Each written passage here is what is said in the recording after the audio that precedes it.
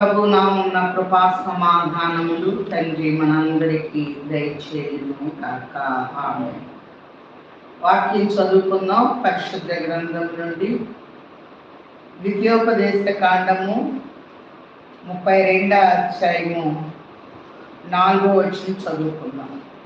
ఆయన ఆశ్రయ దుర్గముగా ఉన్నాడు, ఆయన కార్యము సంపూర్ణము, ఆయన చర్యలన్నీ న్యాయములు, ఆయన నిర్దోషి నమ్ముకొనదగిన దేవుడు, ఆయన నీతిపరుడు యథార్థవంతుడు.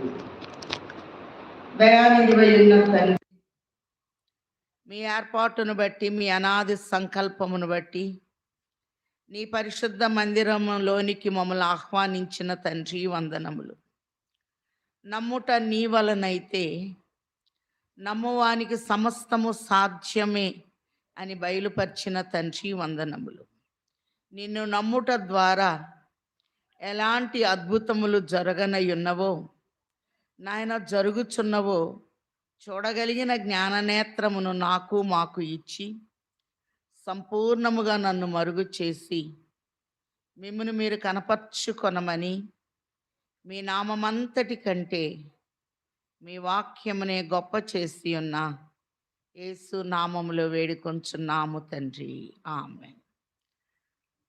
ప్రభునందు ప్రియమైన వారలారా, సమస్త జ్ఞానమునకు మించిన దేవుని సమాధానము యేసు క్రీస్తు వలన మీ హృదయములకు మీ తలంపులకు కావలియుండును గాక. ఆమేన్. ఈ దినము మన ధ్యానాంశము దేవుణ్ణి నమ్ముకొనుట. నమ్ముకున్నప్పుడు తండ్రి చేసేటటువంటి ఆశ్చర్య కార్యాలని 7 రీతులుగా వాక్యములో నుండి చూద్దాం. ద్వితీయోపదేశ కాండం 32 4వ వచనంలో మోషే తెలియచేస్తూ ఉన్నాడు, ఆయన ఆశ్రయదుర్గముగా ఉన్నాడు.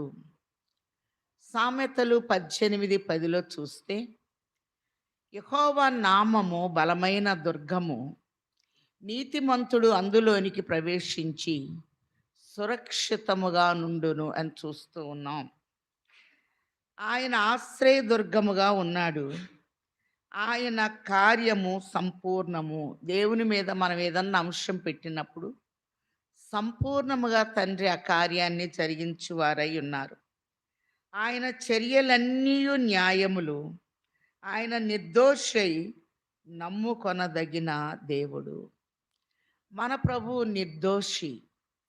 ఆయన చర్యలు, ఆయన పనులన్నీ చాలా ఆశ్చర్యాలు. మనం ఆయన నమ్ముకుంటే చాలు. మార్కు సువార్త 9:23లో చూచాం, నమ్ముట నీ వలనైతే నమ్మువానికి సమస్తము సాధ్యమే అని ప్రభు తెలియచేస్తూ ఉన్నారు. కాబట్టి ఆయన నీతిపరుడు, యథార్థవంతుడు. మనం ఎవరిని ఆరాధిస్తున్నామంటే నీతిపరుడు. అబ్రహాము దేవుని నమ్మెను, అది అతనికి నీతిగా ఎంచబడిన చూస్తూ ఉన్నాం.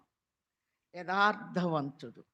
కాబట్టి యోబు యథార్థవంతుడు గనక యోబుకి శ్రమ వచ్చినా దేవుడు తగిన సమయములో ఆయన్ని హెచ్చించాడు.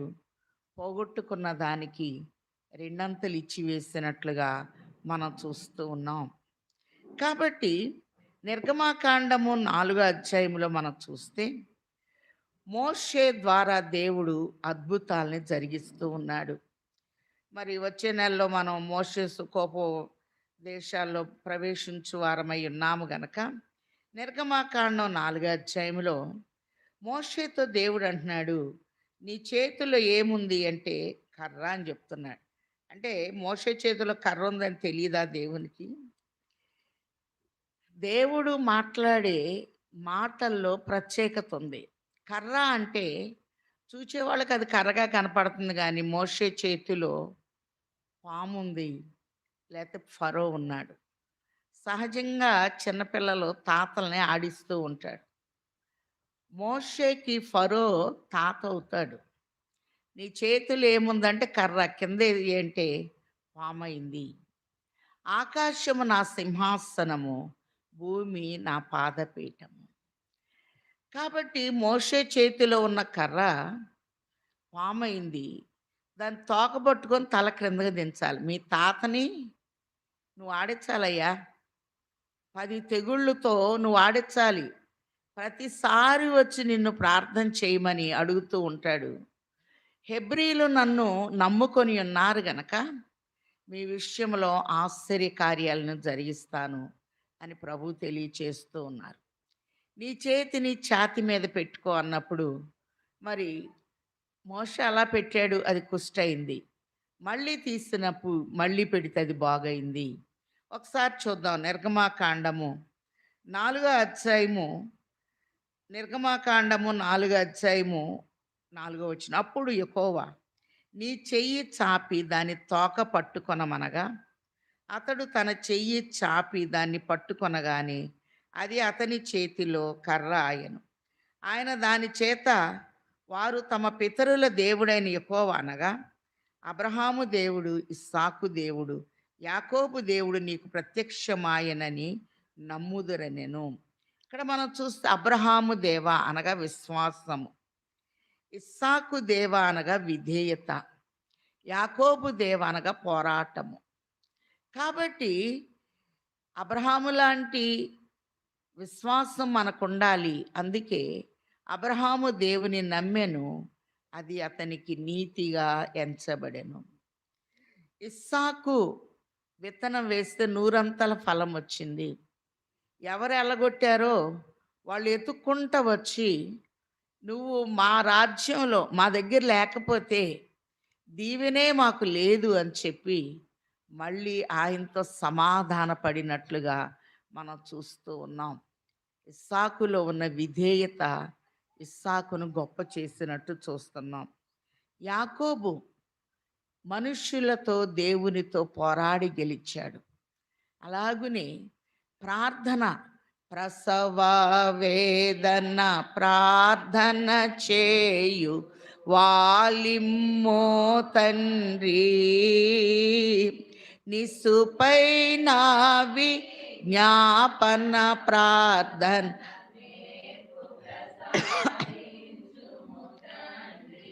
నిసుపై నావి జ్ఞాపన ప్రార్థన నేర్పు ప్రసాదించుము తండ్రి. మోషేకి తర్బీదిస్తున్నాడు దేవుడు నాయకుడిగా, అలాగునే అద్భుతాలు చేసే వ్యక్తిగా. మోషే చెయ్యి కిందకు దించితే అద్భుతాలు జరిగినాయి. చెయ్యి పైకెత్తినప్పుడు యెహోవా నిస్సి విజయం కలిగింది. మోషే చెయ్యి చాపితే సముద్రం అంత సమస్య కూడా పాయలైపోయినట్టు మనం చూస్తూ ఉన్నాం. మన ప్రభు ఆరోహణమైనప్పుడు చేతులెత్తి దీవించారు, సిలువలో చేతులు చాపి రక్షించాడు. అలాగనే పరమగీతలో ఒక మాట ఉంది, అతని కరములు వలయాకారములు. పరమగీతం 2:4లో అతని ఎడమ చెయ్యి నా తల క్రిందనున్నది, కుడి చేత అతడు నన్ను కౌగలించుచున్నాడని చూస్తూ ఉన్నాం. అలాగని ఇక్కడ మనం చూస్తే చేతుల ద్వారా మోషేకి అద్భుతాలు చేయిస్తూ మరి ఇక్కడ చెప్తూ ఉన్నారు, అబ్రహాము దేవుడు, ఇస్సాకు దేవుడు, యాకోబు దేవుడు నీకు ప్రత్యక్షమయ్యానని ఇశ్రాయేలీలు నమ్ముతారు. కాబట్టి ఆయన యథార్థవంతుని మనం నమ్ముకోవాలి. అలాగనే దేవుడు చేసే అద్భుతాలను బట్టి ప్రజలు నమ్ముతారు అని ప్రభు తెలియచేస్తూ ఉన్నారు. మనం చదువుకున్న మొదటి పాఠంలో 91వ కీర్తనలో మోషే మనకు తెలియచేస్తూ ఉన్నారు. 90వ కీర్తన 91 మోషే చేసిన ప్రార్థన గనక 2వ వచనంలో ఆయన నాకు ఆశ్రయము, నా కోట, నేను నమ్ముకొను నా దేవుడని నేను యెహోవాను గూర్చి చెప్పుచున్నాను. కాబట్టి మోషేకి ఆశ్రయం ఎవరు అంటే ప్రభువే. ఒక కోటగా ఈ మాట ఎందుకు రాస్తున్నానంటే, కోటలో నుండి వచ్చాడు మోషే. ఫరో కోటలో నుండి ఆయన వచ్చాడు.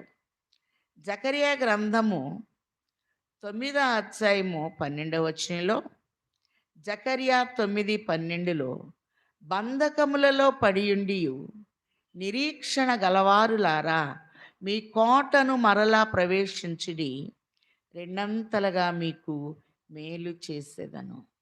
ప్రభు దగ్గరికి మనం వస్తే రెండంతలుగా మేలు ఎవరు చేస్తారు అంటే మన ప్రభువు జరిగించువారై ఉన్నారు. అందుకే ఆయన నాకు ఆశ్రయము, నా కోట, నేను నమ్ముకొను నా దేవుడని నేను యెహోవాను గూర్చి చెప్పుచున్నాను. మోషే ఎవరిని నమ్ముకున్నాడంటే దేవుణ్ణి. షడ్రక్, మిషక్, అబేద్నెగోలను తీసుకెళ్ళి అగ్నిగుండంలో వేశారు.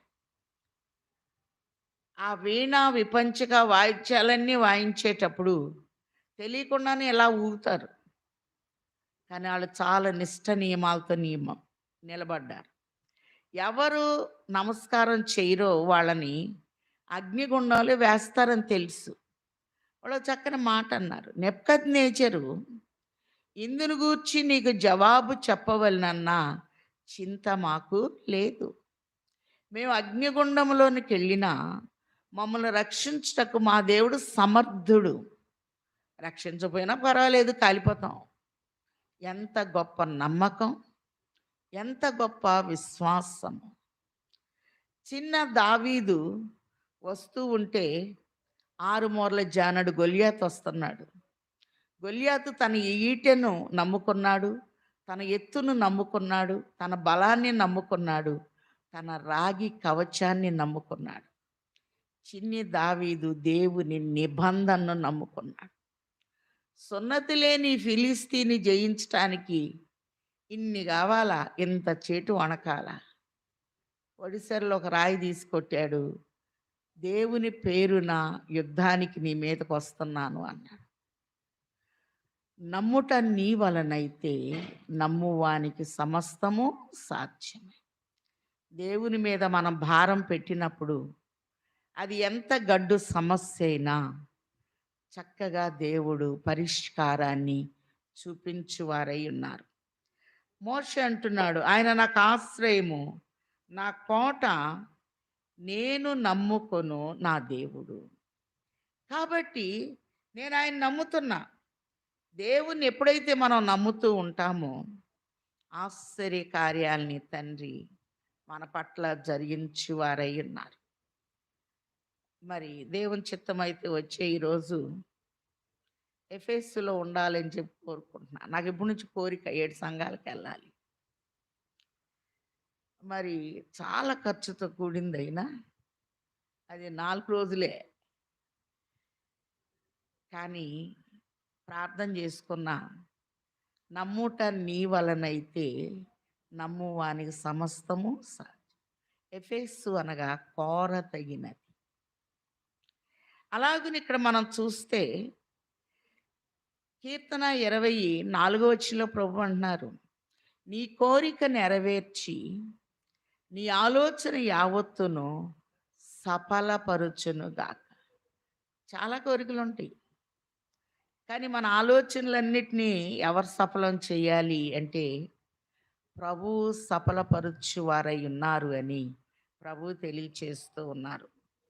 ఒకసారి మనం చూద్దాం. కీర్తన 9:10 గనక మనం చూచినట్లయితే, చదువుతారా?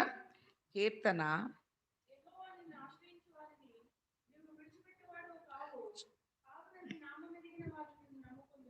చాలు. ఆయన ఆశ్రయిస్తే ఆయన విడిచిపెట్టాడు. మనం అనుకుంటాం, అమ్మా ఇంత పెద్ద శ్రమలో నుండి అస్సలు నేను బయటికి రాలేను అని చాలా వేదన పడిపోతూ ఉంటాం. కానీ ఇక్కడ అంటున్నాడు, యెహోవా నిన్ను ఆశ్రయించు వారిని నువ్వు విడిచిపెట్టు వాడవు కావు. ఇక నువ్వు తప్ప నాకు ఏ ఆశ్రయం లేదు నాయనా, నీ మీద ఆధారపడి ఉన్నాను అంటే రాజుల్ని నమ్ముకొనుట కంటే, యాజకుల్ని నమ్ముకొనుట కంటే నీతిమంతుడైన యెహోవాను ఆశ్రయించినప్పుడు ఆయన తప్పకుండా మనకేం చేస్తారు అంటే మేలు జరిగించి వారై ఉన్నారు.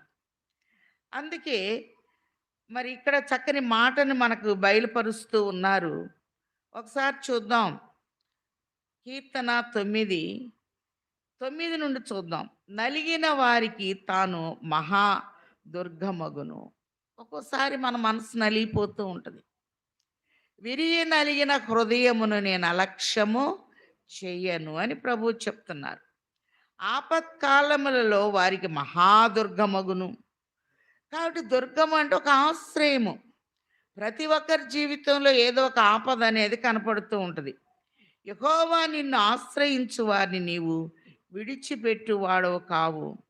కావున నీ నామం ఎరిగిన వారు నిన్ను నమ్ముకొందురు. అన్ని నామముల కన్నా పై నామము యేసు నామం అని చూస్తున్నాం. ఆయన నామాన్ని ఎరిగిన వారు ఎవరు నమ్ముకుంటారు అంటే దేవుణ్ణి. అందుకే నీ నామమంతటి కంటే నీవిచ్చిన వాక్యమును నీవు గొప్ప చేసి ఉన్నావు. కాబట్టి ఇందాక చక్కని పాట పాడాడు. యెహోవా నా బలమా యథార్థమైనది నీ మార్గం పరిపూర్ణమైనది నీ మార్గం యెహోవా. కాబట్టి ఆయన నామము యథార్థమైంది, పరిపూర్ణమైనది, బలమైనది. ఆ నామాన్ని మనం నమ్ముకుంటే చాలు. ఏ సమయంలో ఎంత దీవెనివ్వాలో అంత దీవెన తండ్రి మనకి దయచేయవారై ఉన్నారు అని ప్రభు తెలియచేస్తూ ఉన్నారు. మరొక మాట చూద్దాం. కీర్తన 37:5 ఒకసారి చదవండి. కీర్తన 37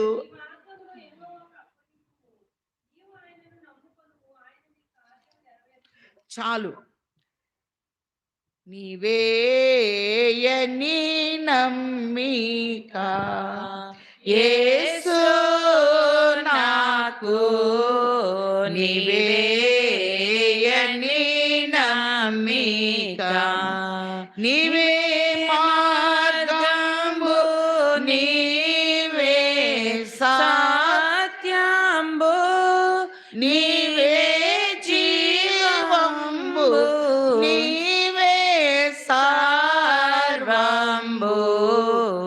నీవే అని నమ్మిక యేసు నాకు నీవే అని నమ్మిక. నేను బాంబే వెళ్ళాను ఒకసారి. ఒకరికి పిల్లలు లేరు. అమ్మ చాలా కాలమైంది, డాక్టర్స్ కూడా ఇక లాభం లేదన్నారు. నేనన్నా ఒక నెల రోజులు ఈ పాట పాడండి, 60వ పాట బైబిల్ మిషన్ కీర్తన పుస్తకంలోది. వాళ్ళు పాడారు, ప్రార్థన చేసి వచ్చా. వాళ్ళకి ఒక పాప పుట్టింది.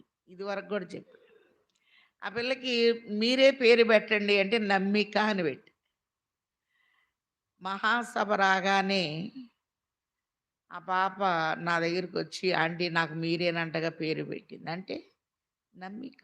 నమ్ముట నీ వలనైతే నమ్మువానికి సమస్తము సాధ్యమే. కీర్తన 37:5 నీ మార్గమును యెహోవాకు అప్పగించుము, నీవు ఆయన నమ్ముకొనుము, ఆయన నీ కార్యము నెరవేర్చు. కాబట్టి మార్గం, నేనే మార్గమును సత్యమును జీవమునై ఉన్నాను అని ప్రభువు చెప్తున్నారు. ఏ మార్గంలో వెళుతున్నావో ఆ మార్గంలో ప్రభు మనతో మాట్లాడతారు. అందుకే నీవు ఆయన్ను నమ్ముకొనుము. మనుషుల్ని నమ్ముకున్నప్పుడు మన గాయం అనేది కనపడుతుంది. కానీ దేవుణ్ణి నమ్ముకున్నాము అంటే ఆయన నమ్ముకొనుము, ఆయన నీ కార్యము నెరవేర్చును. కాబట్టి ఏదైతే మనం అనుకుంటున్నామో దాన్ని చక్కగా నెరవేర్చేవారెవరు? ప్రభు. దేవుని మీద మనం ఆధారపడినప్పుడు సంశయము పనికి రాదు, లేశం పైన సంశయము పనికి రాదు. సంశయింపక దైవ సన్నిధియందు మీ యంశము విడాచేపుడి, దానికి గొప్ప యంశ పాట నీయుడి, దానికి గొప్ప పాఠనీయుడి.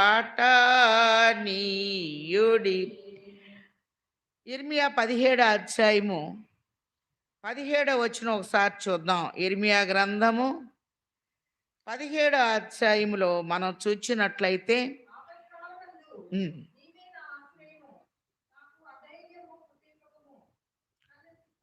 కాదురా 17:7 చదువుదాం. యెహోవాను నమ్ముకొనువాడు ధన్యుడు. కాబట్టి ఎవరిని నమ్మాలి మనం? ఎవరిని నమ్మలేం. యెహోవాను నమ్ముకొనువాడు ధన్యుడు. కాబట్టి ప్రభువుని ఎప్పుడైతే మనం నమ్ముకుంటూ ఉంటామో దేవుడు మనల్ని ఎలా చూపిస్తాడంటే ధన్యులుగా చూపించువారై ఉన్నారు. యెహోవా వారికి ఆశ్రయముగా ఉండును, వాడు జలముల యొద్ద నాటబడిన చెట్టు వలె నుండును.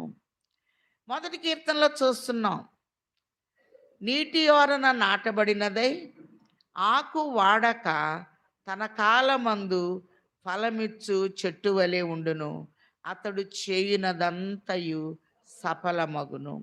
కాబట్టి దేవుణ్ణి నమ్ముకుంటే ధన్యులుగా మనం ఉంటాము. ధన్యోడు దేవా మానవుడు, ధన్యోడు ధన్యోడు దైవాజనుడు, ధరణి జనులందరికన్నా ధన్యోడు దైవాజనుడు, ధరణి జనులందరికన్నా అన్యోలెంతటి వారైనా అతనికి సాటిరారు. ధన్యోడు దేవా మానవుడు, ధన్యోడు. ప్రకటన గ్రంథం 1 అధ్యాయం 3వ వచనంలో, సమయము సమీపించినది గనక ఈ ప్రవచన వాక్యములు చదువువాడును వాటిని విని ఇందులో వ్రాయబడిన సంగతులను గైకొను వారును ధన్యులు. కాబట్టి ప్రకటన గ్రంథం ఒక్కదానికి మనకు ఒక అర్హత ఉంది. ఏంటంటే చదవపోయినా వింటే చాలు, మనము ధన్యులుగా ఉంటాం. ఒక ధన్యత నేను సంపాదించుకోవాలంటే ఒక 1 అవర్ పడుతుంది.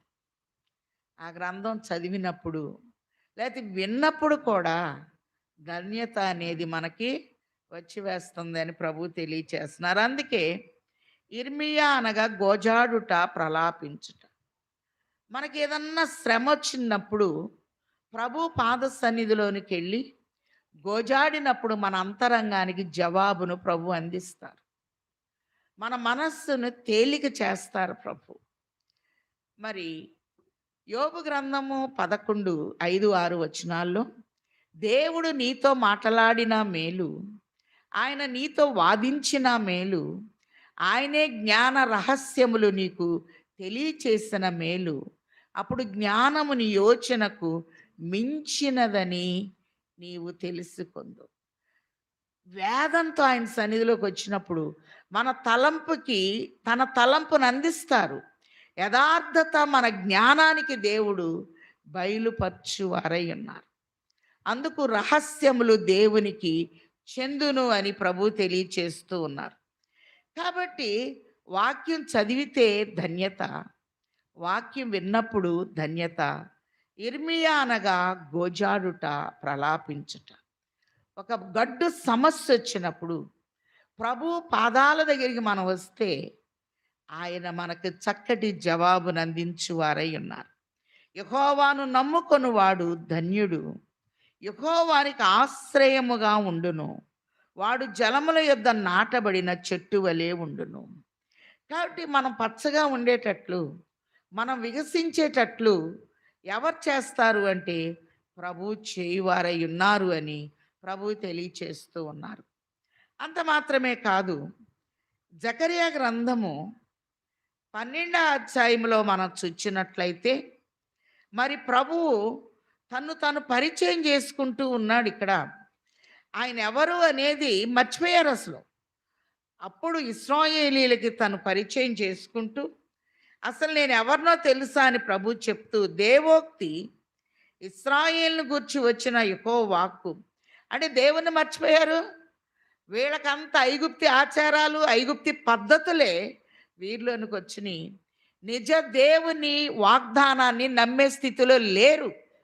అప్పుడు దేవుడు చెప్తున్నాడు, ఆకాశ మండలమును విశాలపరిచి, భూమికి పునాది వేసి, మనుష్యుల అంతరంగంలో జీవాత్మను సృజించిన యెహోవా సెలవిచ్చున్నదేమనగా, ఆకాశాన్ని విశాలపరిచాను, భూమికి పునాది వేశాను. అందుకే కీర్తన 24లో భూమియు దాని సంపూర్ణతయు, లోకమును దాని నివాసులను యెహోవాయే అని ప్రభు తెలియచేస్తూ ఉన్నారు. కాబట్టి ఆయన అంటున్నాడు రెండవ వచనంలో, నేను యెరూషలేము చుట్టూనున్న జనులందరికీ మత్తు పుట్టించు పాత్రగా చేయబోచున్నాను. శత్రువులు యెరూషలేమును ముట్టడి వేయగా అది యూదా మీదికి వచ్చును. ఆ దినమందు నేను యెరూషలేమును సమస్తమైన జనులకు బరువైన రాయిగా చేతును. దాన్ని ఎత్తి మోయి వారందరు మిక్కిలి గాయపడుదురు. భూజనులందరూ దానికి విరోధులై కూడుదురు. ఇదే యెహోవా వాక్కు.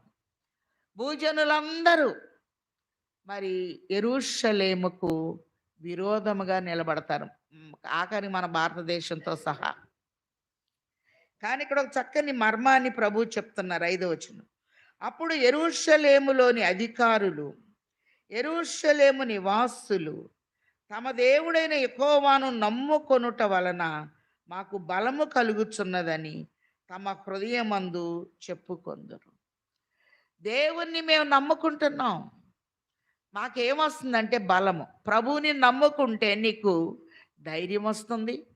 ప్రభువుని నమ్ముకుంటే నువ్వు మరి ధైర్యవంతుడిగా ఉంటావు, ధనవంతుడిగా ఉంటావు. ప్రభువుని నమ్ముకున్నప్పుడు ధన్యులుగా ఉంటారు. ప్రభువుని నమ్ముకున్నప్పుడు మేలు అనేది కలుగుతూ ఉంటుంది. అందుకే నమ్ముట నీ వలనైతే నమ్మువానికి సమస్తము సాధ్యమే. మోషే అంటున్నాడు, అబ్రహాము దేవుడు, ఇస్సాకు దేవుడు, యాకోబు దేవుడు నన్ను మీ యొద్దకు పంపారని, వాళ్ళు నిన్ను బట్టి నన్ను నమ్ముకుంటారు అని నిర్గమాకాండము 4వ అధ్యాయము 4, 5 వచనాల్లో ప్రభు తెలియచేస్తూ ఉన్నారు. అందుకే ఇక్కడ చూస్తే యెరూషలేములోని అధికారులు, యెరూషలేము నివాసులు తమ దేవుడైన యెహోవాను నమ్ముకొనుట వలన ఏమొస్తుందంటే బలం అనేది వస్తుంది. కీర్తనలో మనం చూస్తున్నాం. కీర్తనలో మనం చూస్తే 62:11లో బలము తనదని యెహోవా సెలవిచ్చెను, 2 మార్లు ఆ మాట నాకు వినపడెను. మనం చాలా సార్లు బలహీనలం అయిపోతాం. కానీ దేవుణ్ణి జ్ఞాపకం చేసుకున్నప్పుడు దేవుని మాటలు, దైవజనులు అన్నారు, నువ్వు వేదనలో ఉన్నప్పుడు 49 సార్లు పరలోక ప్రార్థన, ప్రభు నేర్పిన ప్రార్థన చెప్పుకో. ఎక్కడ లేని బలం అనేది నీకు వచ్చి వేస్తాం. కాబట్టి మళ్ళీ 49 చెప్పేశాం కదా, ఆ ఒకటే ఏముందలేని 50 చెబితే మళ్ళీ మొత్తం పోద్ది. అంటే సమస్తము క్రమముగాను మర్యాదగాను జరగనీయుడి అని ప్రభు తెలియచేస్తూ ఉన్నారు. దేవుణ్ణి నమ్ముకొనుట వలన హృదయములో సంతోషం అనేది వస్తుంది, బలం అనేది వస్తుంది. అందుకే ఎఫెసీలకు రాసిన పత్రిక 6వ అధ్యాయము 10వ వచనంలో తుదకు ప్రభు యొక్క మహాశక్తిని బట్టి ఆయన యందు బలవంతులయ్యుండుడి. ఎవరిని బట్టి మనకి బలము అంటే ప్రభువును బట్టి దేవుడు మనకి బలాన్నిచ్చువారై ఉన్నారు.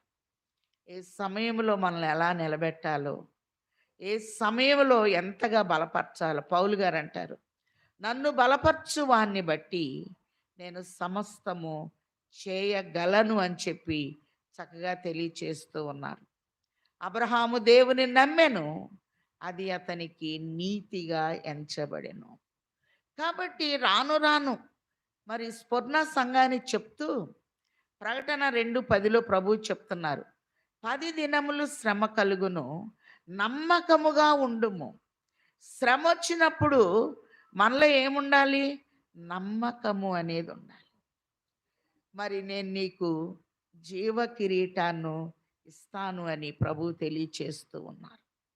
కాబట్టి దేవుని మీద మనం నమ్మకం ఉంచినప్పుడు, నమ్ముట నీ వలనైతే నమ్మువానికి సమస్త సాధ్యమే అని ప్రభు తెలియచేస్తూ ఉన్నారు. నాకు ఒక చిన్న కోరిక ఉంది. ప్రభా, మరి 7 సంఘాలు చూడాలని ఉంది. ఎఫెసులో ఉన్న 7 సంఘములకు శుభమని చెప్పి వ్రాయము. దేవుని చిత్తాన్ని బట్టి రేపు 15వ తారీఖున మరి ప్రార్థన చేసుకుంటున్నాను. నన్ను ఎవరు రమ్మనలేదులే కానీ నేనే ప్రార్థన చేసుకుంటున్నా. ప్రభు, ఎలాగైనా మార్గం సరళం చేయమని ధర్మశాస్త్రం చదివేశాను. మరి యోబు గ్రంథం నిన్న పూర్తి చేశాను. కొన్ని పుస్తకాలు చదువుకున్నాను. నేను ఒకటే అనుకున్నాను, నీవు నాకు ద్వారం తెరువు. రాజులు నమ్ముకొనుట కంటే, యాజకులు నమ్ముకొనుట కంటే యెహోవాను ఆశ్రయించుట మేలు. నాకు నమ్మకం ఉంది. వచ్చే ఈరోజు నేను ఎఫెసు స్వర్ణాలో ఉంటా. కాబట్టి ఏ సమయానికి ఏం కావాలో నా విశ్వాసం ఒకటే. హెబ్రీ 11:3లో దేవుని వాక్యం వలన ప్రపంచ నిర్మాణమైనదనియు.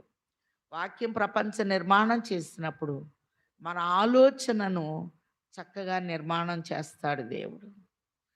మన ప్రయాణాన్ని చక్కగా నిర్మాణం చేస్తాడు. నువ్వు ఆకాశమందున్నా అక్కడ నేనున్నా, నువ్వు సముద్రంలో ఉన్నా నా చెయ్యి నిన్ను పట్టుకుంటుంది అని ప్రభువు చెప్తూ ఉన్నారు. మరి ఒకసారి టీబీ డ్యాంలో తుంగభద్ర ప్రాజెక్ట్లో వాక్యం చెప్తానికి 2000లో నేను వెళ్ళాల్సి వచ్చింది. వెళ్ళాల్సి వస్తే ఇక మా అక్కోళ్ళందరూ కర్ణాటక నుండి వస్తారులే అని గబగబా ఓ చిన్న సూట్ కేసు తీసుకున్నా. సాల్మన్ చిన్న పిల్లోడాన్ని తీసుకున్నా. ఆ పెద్ద బైబిల్ ఎందుకులే, ఇంకా పెద్ద బైబిల్ ఉండేది. ఓ చిన్న బైబిల్, ఒక న్యూ టెస్టిమెంట్ పెట్టుకున్నా. అక్కడ ఉంటుందిగా, మా అక్కోళ్ళు తెస్తారులే, అప్పుడు ఇది బరువు ఎందుకు, ఓ చిన్న హ్యాండ్ బ్యాగ్ నేను తీసుకెళ్తాను. సరే, చాలా వర్షం పడుతుంది. మరి గుంటూరులో గబా గబా పిల్లోడిని ఇట్లా పట్టుకొని తల మీద పొంగేసుకొని బస్సు ఎక్కాను. 9-10 సీట్లో మేము కూర్చున్నాం. అందరు నిలబడి ఉన్నారు. ఒక రాత్రంతా ప్రయాణం చేయాలి, పగలు 12 గంటల వరకు ప్రయాణం చేయాలి. ఇంత ప్రయాణం పెట్టుకున్నప్పుడు వీళ్ళు ముందే నుంచే రిజర్వేషన్ ఎందుకు చేసుకోరు, ఎంతసేపు అని నిలబడతారని వాళ్ళందరిని చూసి నేను చాలా గొప్పగా ఫీల్ అవుతాను. ప్రతి విషయంలో పాఠం నేర్పిస్తాడు దేవుడు. నన్ను నేను గొప్పగా ఊహించుకుంటున్నా, నిలబడిన వాళ్ళందరినీ చాలా తక్కువగా నేను చూస్తాను. సరే, గుంటూరు దాటింది. సత్తెనపల్లి వైపు బస్సు వెళ్తుంది. టికెట్ ఆయన అన్నీ చూసుకొని, అమ్మా మీకు రిజర్వేషన్ లేదు కదా, 9-10 సీట్లోళ్ళు వచ్చారు లేండి అంటున్నాడు. నేనన్న వారం రోజుల క్రితమే మేము రిజర్వేషన్ చేయించుకున్నాం, ఇదిగోండి అని చెప్పంటే ఇప్పుడు ఆయన చెప్పారు, ఈ బస్సు కాదు ఇది, మరి మీరు చేయించుకున్నది సింధునూరు చేయించారు, సింధునూరు మీదుగా గుంటూరు టు సింధునూరు చేయించారు, ఇది ఆ బస్సు కాదు, ఇది తణుకు నుంచి వెళ్తుంది, మీరు దిగేసేయాలన్నారు. నాకు వెంటనే మనం తప్పు చేసినప్పుడు మనస్సాక్షి గద్దిస్తుంది, ఎవరో చెప్పక్కర్లేదు మనకి. దేవుని వాక్యము నేను వదిలేసి వచ్చాను, నేను తీసుకున్న టికెట్లు నాకు పనిచేయలేదు. ఇంక పోనీ తుంగభద్ర ప్రాజెక్టు దాకా తీసుకుంటాక డబ్బులు లేవు. అప్పుడు నేను అన్నాను, కర్నూలు వరకు నాకు టికెట్ ఇవ్వండి, అక్కడ వరకు అయితే ఉన్నాయి, అక్కడ దిగిపోతాను, అప్పుడు వరకు కూర్చోవచ్చండి, అసలు కూర్చోడానికి వీల్లేదు, ఆ సీట్లో వాళ్ళు వచ్చేసారు అని చెప్పి ఆయన ఏమన్నారు అంటే, ఎప్పుడైతే నేను తప్పు ప్రభు దగ్గర ఒప్పుకున్నానో, నేను తప్పు చేశాను, నీ వాక్యాన్ని నిర్లక్ష్యం చేశాను అని మనసులో అనుకుంటే నాకు ఈ పాట అందిస్తున్నారు. పెడదారి నీ బోవాగం నా మీదికి ఇడుమాలెనియోరాగా అడవిలో బడి నేను ఆడాలుచునుండగా తడవకుండా దొరుకు ధన్యమౌ మార్గంబు నీవేయని నమ్మిక యేసు నాకు నీవేయని నమ్మిక. వర్షంలో గబగబా వచ్చేసి ఎక్కేసే బస్సు, రిజర్వేషన్ ఉంది కదా, కర్ణాటక వెళ్ళే బస్సే కానీ. మరి నల్లమల్ల అడవుల్లో పడి పోవాలి ఇప్పుడు ఈ బస్సు. అప్పుడు ఆయన అన్నారు, సరేనమ్మా, ఆ బాబుని ఉన్నాడు కాబట్టి ఒక సీట్ ఖాళీ చేయండి, మీ అబ్బాయిని ఎత్తుకొని ఒక సీట్లో కూర్చోండి, నేను ఎస్ఆర్లో చెక్ చేస్తాను. మరి బస్సు ఆగిన తర్వాత ఆ బస్సు వెనకుందో ముందుందో, ఒకవేళ ముందు వెళ్ళిపోయింది అనుకో ఇంకో బస్సు ఎక్కి ఆ బస్సుకి వెళ్ళండి. మీరు వెనకుందనుకో ఆ బస్సుకి వచ్చేదాకా మిమ్మల్ని తీసుకెళ్ళి అది వెనకొస్తుంది కనుక మిమ్మల్ని కలుపుతానని తప్పు ఒప్పుకున్నప్పుడు అతని నుంచి ఒక మంచి జవాబు అనేది వచ్చింది. ఇదే పాట పాడుకుంటా ఉన్నాం. కొంచెం ముందుకి నల్లమల్ల అడవులు దాటి వెళ్ళాలి కదా, కర్నూలుకి వెళ్ళాలి. అలా వెళుతూ ఉన్నప్పుడు ఆ బస్సులో ఉన్న కండక్టర్ ముందుకు పోనిచ్చి ఈ బస్సు డ్రైవర్తో అంటున్నాడు, 9-10 సీట్లోళ్ళు సింధనూరు వాళ్ళు ఎవరన్నా మీ బస్సులో ఉన్నారా? మా చాలాసేపు వెయిట్ చేసాం, వాళ్ళు రాలేదు అని. ఉన్నారని చెప్తే, అమ్మా మీ బస్సు వచ్చింది ఆయన అడుగుతున్నాడు. ఎప్పుడు రెప్పపాటులో మన ప్రార్థనకి జవాబు అనేది వస్తుంది. నమ్ముట నీ వలనైతే నమ్మువానికి సమస్తము సాధ్యం. అప్పుడు ఈ డ్రైవర్ చెప్పాడు, చిన్నబాబు ఉన్నాడు కదా, ఈ గొడుగు వేసుకొని ఆ బస్సులోకి వెళ్ళండి అని ఆయన గొడుగు ఇచ్చాడు. తడవాని దారి దొరకం దాని బడినే నడచోటేట్లో తెలియక జడియుచుండగా నన్ను జాగ్రత్తగా కడకు నడిపించుకొని వెళ్ళు నయా మార్గ దర్శివి నీవేయని నమ్మిక యేసు నాకు నీవేయని నమ్మిక. ఆ బస్సులో కూర్చోగానే ఈ డ్రైవర్కి అది ఇచ్చేసాం గొడుగు. జాగ్రత్తగా దేవుడు మమ్మల్ని తీసుకెళ్ళి. చాలాసార్లు మనం నిర్లక్ష్యం చేస్తూ ఉంటాం దేవుని వాక్యాన్ని. దేవుని వాక్యం మన దగ్గర ఉంది అంటే కొన్ని కోట్ల విలువ చేసే ఆస్తి మన దగ్గర ఉంది.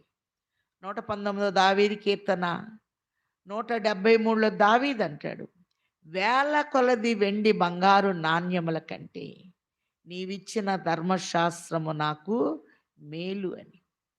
కీర్తన 19లో చూస్తున్నాం, యెహోవా వాక్యము నిర్మలమైనది, అది కన్నులకు వెలుగునిచ్చును అని చూస్తూ ఉన్నాం. అలాగని ఇక్కడ మనం చూస్తే ఎంతో విలువైనటువంటి వాక్యాన్ని చదవకుండా, వినకుండా, గ్రహించకుండా, అస్సలు బైబిల్ మీదే నమ్మకం లేకుండా, ప్రభా నా అంశాలన్నీ నెరవేర్చు అంటే నేను ఎప్పుడు చెప్తుంటా, 100 రూపాయలు తీసుకెళ్ళి చిల్లర ఇవ్వమంటే 100 రూపాయలకి ఇస్తారు కానీ ఎంత తెలిసిన కొట్టు అయినా 1000 రూపాయలకి ఇవ్వరు. 100 రూపాయల భక్తి మన దగ్గర పెట్టుకొని 1000 రూపాయల దీవెనలు మనం కోరుకుంటూ ఉంటాం. నమ్ముట నీ వలనైతే నమ్మువానికి సమస్తము సాధ్యం. ఇశ్రాయేలీలు ప్రభుని నమ్మలేదు గనక ప్రభు అంటున్నారు యెషయా గ్రంథము 1వ అధ్యాయములో, ఎద్దు తన కామందు నెరుగును, గాడిద సొంత వాని దొడ్డి తెలుసుకొను, నా జనులైన ఇశ్రాయేలీలకు తెలివి లేదు, అని ప్రభువు తెలియచేస్తూ ఉన్నారు. అలాగనే దేవుని పరిశీలనగా తెలుసుకుంటమే జ్ఞానము అని ప్రభువు తెలియచేస్తూ ఉన్నారు. అలాగని ఇక్కడ మనం గమనించినట్లయితే మా దేవుడైన యెహోవాను మేము నమ్ముకొనుచున్నాము గనక మాకు బలము కలుగుచున్నది అని ఇశ్రాయేలీయులు చెప్పుకుంటారు అని ప్రవచన రూపంలో ప్రభు తెలియచేస్తూ ఉన్నారు. అలాగనే మనం చూచినట్లయితే నమ్ముట ఏ పరిస్థితుల్లో ఉన్నా, ఎంత గడ్డు సమస్యల్లో మనం ఉన్నా నమ్మకము అనేది చెక్కు చెదరకూడదు. స్వర్ణ సంఘానికి, ఎఫెస్ సంఘానికి అసలు ప్రేమే లేదు. అందుకే మొదట నీకుండిన ప్రేమను, మొదట్లో కాస్త భక్తి ఉంటుంది, రాను రాను ఏమవుతుంది, స్టేటస్ పెరిగే కొద్దీ ఉన్న ప్రేమ కాస్త చల్లారిపోద్ది. స్ఫురణ సంఘాన్ని చెప్తూ ఉన్నారు, నమ్మకముగా ఉండము. కాబట్టి దేవుని మీద మనకి నమ్మకం అనేది తగ్గిపోతుంది. కాబట్టి దేవుణ్ణి నమ్ముకున్నప్పుడు ఒకసారి ఒక పాస్టర్ గారు అనౌన్స్ చేశారట, రేపు శుక్రవారం అందరం ఈరోజు వర్ష ప్రార్థన చేద్దాం, అందరూ ప్రార్థనకి రావాలి, శుక్రవారం మట్టికి అందరూ మళ్ళీ శుక్రవారానికి కృతజ్ఞత కూటం పెట్టుకుందాం రావాలి అని. సరే, అనేక మంది సాకులు చెప్పుకొని అటు ఇటు వెళ్ళిపోయారట. ఒక చిన్న బాబు తల్లిని అడిగంట, మమ్మీ నాకు గొడుగివు, నేను గుడికి వెళ్తానని. ఎంత ఎండగాస్తా ఉంటే రోహిణి కార్తె నీ గొడుగెందుకురా అన్న. అరే, చేసే ప్రార్థన వర్ష ప్రార్థన అని చెప్పారు కదా, ప్రార్థన అయిపోయి పరలో ప్రార్థన చెప్పేటప్పుడు ఒకవేళ వర్షం వస్తే నేను తడుస్తా కదా, నాకు గొడుగు ఇయ్యి అన్న. అని అంటే సరే తల్లి నవ్వి, నీకు చెప్పలేమురా అని గొడిగిచ్చిందట. ఎవ్వరు రాలేదట. ఈ చిన్న బిడ్డ వెళ్ళాట, పాస్టర్ గారు నుంచొని చూస్తున్నాడు, ఎవరు రాలేదు. వర్షం కొరకు మనం అందరం ప్రార్థన చేద్దామంటే ఆయన విశ్వాసం నిలబెట్టడానికి చిన్న బిడ్డ వచ్చాడు. వచ్చేటప్పుడు ఇడేం ఖాళీకి రాలే, గొడుగు సంకలో పెట్టుకొని వచ్చాడు. నాయన గొడుగు ఎందుకు తెచ్చుకున్నా అంటే, చెప్పారు కదా అయ్యగారు మీరు వర్ష ప్రార్థన అని, ప్రార్థన అయిపోయిన తర్వాత వర్షం పడుతుంది, నేను తడుస్తానేమని గొడుగు తెచ్చుకున్నాను. పాస్టర్ గారి కళ్ళెమ్మట నీళ్ళు వచ్చినాయి. నా విశ్వాసాన్ని నిలబెట్టడానికి ఈ చిన్న బిడ్డని నా కొరకు పంపించావా అని ఆ బిడ్డ ఈయన కలిసి ఇద్దరు ప్రార్థన చేశారట. అంతా అయిపోయిన తర్వాత 7 ప్రార్థనలు వీళ్ళిద్దరే చేసేసారట. బయటికి రాగానే పెద్ద ఉరుములతో కూడిన వర్షం. ఈ చిన్ని బాబు కళ్ళల్లో ఎంత సంతోషమో. చక్కగా గొడిగేసుకొని అందరు తడుస్తా వెళ్ళిపోయారు. చివర్లో వచ్చిన వాళ్ళు విశ్వాసముతో గొడుగు తెచ్చుకున్నాడు గనక మరి నమ్మకముతో ఆ గొడుగుని వేసుకొని వెళ్ళినట్లు మనం చూస్తూ ఉన్నాం. కాబట్టి మనం చూచినట్లయితే మరి మార్కు 9:23లో నమ్ముట నీ వలనైతే, మన వల్ల కాంది ఏంటంటే నమ్మం. అసలు నమ్మకం అనేది ఉండదు దేవుని మీద. ప్రేమించే వారిని మనం ఎప్పుడూ నమ్మం. దేవుడు లోకమునెంతో ప్రేమించాడు. అందుకే ఎఫెసు సంఘానికి ఆయన ఏం చెప్తున్నా అంటే, ముందు ప్రేమ అంటే ఏంటో తెలుసుకో. మొదట నీకుండిన ప్రేమను నీ వదిలితివని నీ మీద తప్పు ఒకటి మోపవలసి. నాకు కూడా దేవుడి మీద ఇదివరకు ఉన్నంత ప్రేమ ఇప్పుడు ఏం లేదు. ఇదివరకు అంటే బాగా కష్టాలు కదా. కానీ నేను అనుకున్న, ప్రభా ఎఫెసులోకి వెళ్ళి ఆ ప్రేమ అంటే ఏంటో, నీ మీద నేను ఎంత ప్రేమ ఉంచుకోవాలో, దేవుని మీద ఉన్న ప్రేమ అందరి మీద బదిలీ చేసి గాయపరచబడ్డాను నాయన. ఇప్పుడు నిజంగా నిన్నుగానే ప్రేమించాలి, ఇంకెవ్వరిని నేను ప్రేమించకూడదు, నీకు తప్ప ప్రథమ స్థానం ఎవ్వరికి ఇవ్వకూడదు అని ఎఫెసుకి వెళ్ళి ప్రార్థన చేసుకోవాలనుకో. కాబట్టి మొదట నీకుండిన ప్రేమను నీ వదిలితి. ఆ మాట చెప్పటానికి నక్షత్రాలు చేత పట్టుకొని వచ్చాడు. అంటే పై స్థితిలో నిన్ను పెట్టా, నువ్వు నా చేతిలో నుండి తొలగిపోయావు. కాబట్టి నికోలాయితుల బోధలే నీ మీద పనిచేస్తున్నాయి. నువ్వు నన్ను అసలు నమ్మటం లేదు. కాబట్టి ప్రేమని సంపాదించుకో, లేకపోతే దీపవృక్షాన్ని తీసివేస్తా. ఇప్పుడు నేను అనుకున్న 7 సంఘాల్లో ఉన్న లోట్లన్నీ నాలోనే ఉన్నాయి నాయన. అంటే ఆ హిస్టరీ నాకు తెలుసు గనక నేను అనుకున్నా ఒక్కొక్క సంఘంలోనికి వెళ్ళి ఎఫెస్కి వెళ్ళి ప్రేమను నేర్చుకోవాలి. స్ఫురణకి వెళ్ళినప్పుడు నమ్మకాన్ని నేర్చుకోవాలి. మూడో సంఘానికి వెళ్ళినప్పుడు మరి నాయనా తెల్ల రాయి మీద మా పేర్లు చెక్కుతున్నాం. నీ నామం తప్ప ఇంకా ఏ గొడవ నా తలంపులోనికి రాని. అలాగే నాలుగో సంఘానికి వెళ్ళినప్పుడు విగ్రహాలకు బలిచ్చిని తీసుకో. ఐదో సంఘం దగ్గరికి రాగానే జీవించుచున్న పేరు మాత్రం ఉన్నది కానీ నీవు మృతుడివే. ఒక్క ఆరో సంఘమే బాగుంది. నా వాక్యాన్ని గైకొన్నావు గనక లోకమంతటి మీదకి శ్రమ వచ్చినా నేను నిన్ను కాపాడు. ఏడో సంఘంలో అన్నాడు సగం దేవునిలో ఉన్నాం, సగం లోకంలో ఉన్నాం. నులివెచ్చని స్థితి. ఈ 7 సంఘాలకి వెళ్ళి 7 రీతుల లోపాలు సరి చేసుకోవాలి. కాబట్టి ఎఫెస్సు అనగా కోర తగినది, స్ఫురణ అనగా చేదు. మన జీవితాల్లో ఎన్నో చేదు అనుభవాలు కనపడుతూ ఉంటాయి. ప్రభు ప్రేమతో మాట్లాడుతూ ఉంటే ఆయన నోటికి చేదు చిరకానిచ్చినట్టు చూస్తున్నాం. వీళ్ళు అడుగుతున్నారు, ఒకసారి చూద్దాం అయ్యా, తరచుగా నీ పిల్లల దగ్గర మేము వస్తున్నాం, వాళ్ళు ఏమీ చేయటం లేదు మాకు అని చెప్పినప్పుడు ఒకసారి చూద్దాం. మార్కు సువార్త 9వ అధ్యాయము 20వ వచనం. మార్కు 9:20. వారు ఆయన యొద్దకు వారిని తీసుకొని వచ్చిరి. దెయ్యము ఆయన చూడగానే వారిని విలవిలలాడించెను గనక వాడు నేల మీద పడి నురుగు కార్చుకొనుచు పొర్లాడుచుండెను. అప్పుడు ఆయన ఇది వీనికి సంభవించి ఎంత కాలమైనదని వాని తండ్రిని అడుగగా వాడు బాల్యము నుండి అది వారిని నాశనం చేయవలనని తరచుగా అగ్నిలోను నీళ్లలోను పడద్రోయును. ఏమైనాను నీ వలనైతే మా మీద కనికరపడి మాకు సహాయము చేయుమనెను. అందుకు యేసు, నమ్ముట నీ వలనైతే నమ్మువానికి సమస్తము సాధ్యమని అతనితో చెప్పాడు. ఈయన చక్కని మాట అన్నాడు. వెంటనే ఆ చిన్నవాని తండ్రి, నమ్ముచున్నాను, నాకు అపనమ్మకము ఉండకుండా సహాయము చేయుమని బొగ్గరగా చెప్పాడు. నేను నమ్ముతున్నా కొన్ని పరిస్థితులను బట్టి మనకున్న విశ్వాసం కూడా బాగుంది. అపనమ్మకము రాకుండా నాకు నువ్వు సహాయం చెయ్యాలి అన్నప్పుడు మరి ప్రభు అలాగే అని చెప్పారు. అతడు నువ్వు నమ్ము అంతే, ఏమీ నీలోని గలిబిలు అనేది రాకూడదు. నమ్ము, నీ కార్యం నెరవేరుతుంది. తన బిడ్డ బాగైపోయాడు. అలాగనే మోషే అద్భుతాలు చేయటం ద్వారా ఇశ్రాయేలీలు నమ్ముదురు అనే మాట నిర్గమాకాండము 4:5లో చూస్తున్నాం. ఆయన నమ్ముకొనదగిన సహాయకుడు, యథార్థవంతుడు అని ద్వితీయోపదేశ కాండం 32:4లో చూస్తున్నాం. ఆయన ఆశ్రయించినప్పుడు ఆయన విడిచిపెట్టాడు అని కీర్తన 9:10లో మనం చూస్తూ ఉన్నాం. ఆయన మనకు ఆశ్రయ దుర్గముగా ఉన్నట్లు, కోటగా ఉన్నట్లు కీర్తన 91:2లో చూస్తూ ఉన్నాం.